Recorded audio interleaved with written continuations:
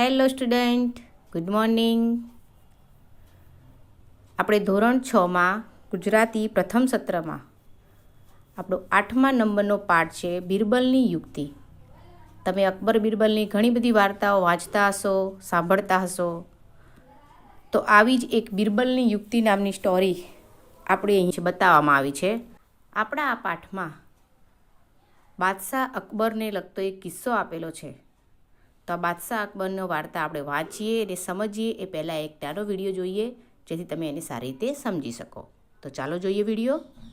એક દિવસ બાદશાહે સવારમાં ઉઠી મહેલના ઝરૂખાની નીચે નજર કરીને જોયું તો એક નોકર ઝાડુથી ચોગાન વાળી રહ્યો છે. બાદશાહને જોઈ એણે ઝાડુ ઊંચું કરી પોતાનું મોં ઢાંકી દીધું. પણ બાદશાહના મનમાં થયું કે સવારના પહોરમાં આ માણસનું મોં જોયું, તેથી મારો દહાડો બગડવાનો. વહેમનું ઓસડ નથી.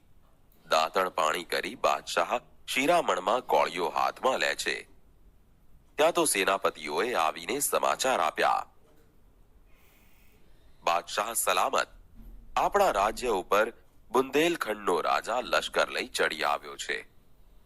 કોળિયો કોળિયાને ઠેકાણે રહ્યો.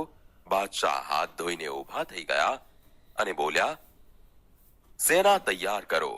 હું જાતે જ લડાઈમાં તમારી સાથે આવું છું. આજે સવારમાં જ એક કાળમુખાનું મોઢું જોયું છે, એટલે મારો દહાડો બગાડવાનો. બાદશાહ જાતે જ લશ્કર લઈને રણ મેદાન તરફ આવે છે. એવા સમાચાર મળતા જ બુંદેલખંડનો રાજા અડધે રસ્તેથી પાછો ફરી ગયો. બાદશાહ પાછા ફર્યા અને ફરી જમવા બેઠા. એમને ભૂખ તો કકડીને લાગી હતી, પણ એ પાટલા પર બેઠા ન બેઠા ત્યાં તો બેગમે હાંફળા ફાંફળા આવીને કહ્યું, મારા ભાઈને સાપ કરડ્યો છે. એને સાપ ઉતારનારને ઘેર લઈ જવાનો છે. ચાલો જલ્દી જઈએ. પાટલા ઉપરથી બાદશાહ ઊભા થઈ ગયા. જઈને જુએ છે તો સાળો મરી ગયો છે. એની મૈયતને કબ્રસ્તાનમાં દાટવા લઈ ગયા. એ બધું પતાવતા સાંજ પડી. વળી પાછા ઘેર આવી બાદશાહ વાળું કરવા બેઠા. પણ જેવો કોળિયો ભરવા જાય છે તેવામાં જ એક ગરોળી ટપ કરતી એના થાળમાં પડી. બાદશાહ બરાડી ઉઠ્યા, કેવો કમનસીબ દિવસ છે. આ થાળ ઉપાડી લો અને ઝટ બીજો થાળ લાવો. થાળ આવ્યો અને રાજા ઊંચે શ્વાસે જમ્યા. જમતા જમતા એ લાલ પીળા થઈ ગયા. એના મનમાં પેલો વહેમ રમ્યા કરતો હતો. એમણે હુકમ કર્યો, જાઓ પકડી લાવો પેલા અપશુકન્યાળને. આજ સવારમાં એનું મોઢું જોયું છે ત્યારથી આ કમનસીબી ઊભી થઈ છે. એને કેદમાં પૂરી દો અને સવારે એને ફાંસીએ ચડાવી દેજો. સિપાહીઓએ પેલા બિચારા નોકરને પકડ્યો. રસ્તામાં એની પાછળ એની પત્ની, છોકરા અને સગા વહાલા તથા નાતીલા રો કકળ કરતા ચાલતા હતા. વચમાં બિરબલનું ઘર આવ્યું. રોકકળનો અવાજ સાંભળી બિરબલ બહાર આવ્યો અને એમણે પૂછપરછ કરીને બધી હકીકત જાણી લીધી. એણે પેલા કમનસીબ માણસને બાજુએ બોલાવી કાનમાં ધીમેકથી કંઈક કહ્યું. બિરબલની વાત સમજી લઈને ઝાડુવાળો સિપાહીઓ સાથે આગળ ચાલ્યો. બીજી સવારે એને ફાંસી દેવા માટે માંચડા પર ચડાવવામાં આવ્યો.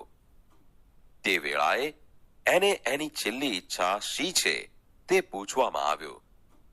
એ બોલ્યો, મારી છેલ્લી ઈચ્છા બાદશાહ સલામતના દર્શન કરવાની છે. એની છેલ્લી ઈચ્છા પૂરી કરવા એને બાદશાહ પાસે લઈ જવામાં આવ્યો. બિરબલ તે સમયે બાદશાહની પાસે જ ઊભા હતા. બાદશાહે કહ્યું, અલ્યા તારું અપશુકન્યાળું મોં મેં ગઈકાલે સવારે જોયું, એટલે મારો આખો દિવસ બગડ્યો. મારે આખો દહાડો ભૂખ્યા રહેવું પડ્યું, એટલે જ તને ફાંસીની સજા કરી છે.